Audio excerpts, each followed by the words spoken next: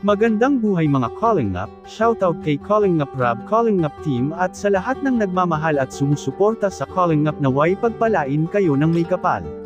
Welcome back sa ating munting channel. Huwag sana ninyong kalimutan na mag-like at mag-subscribe sa ating channel. Maraming salamat.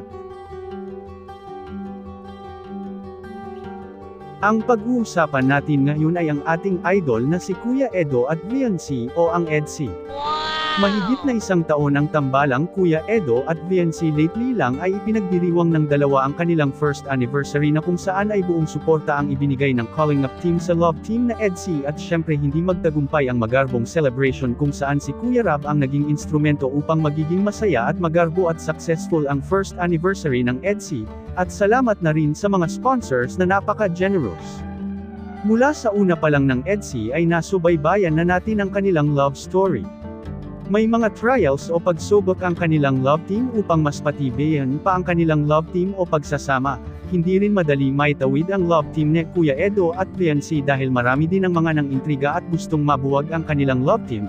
But fortunately sa isang taon ay mas matatag at lalong nagiging super sweet ang dalawa, at dito na mas marami ang na-inspire sa dalawa at lalo na ako, hindi lang sa local naging sikat ang love team na EDC pati na sa abroad at sa mga OFW na kagaya ko.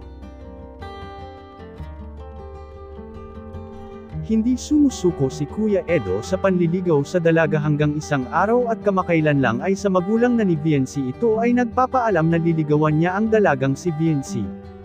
At ito ang isa sa mga linya ni Kuya Edo ang natatandaan ko, I love you VNC, dalawang beses na binanggit ni Kuya Edo at sagot naman ni VNC ay I like you muna.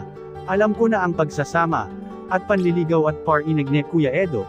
Sa isang taon ay hindi lang na-develop si VNC na in love na rin ito, kaso nga lang medyo nagpigil pa si VNC dahil if correct me if I'm wrong ay nasa hindi pa tama sa edad si VNC.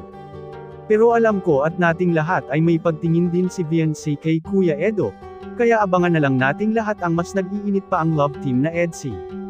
Suportahan lang natin palagi si VNC at Kuya Edo at ang buong Kalingap Team. At dito na po nagtatapos ang ating short story of the day. Maraming salamat sa inyong panunood mga idol, hanggang sa susunod kong reaction video. God bless everyone at bye!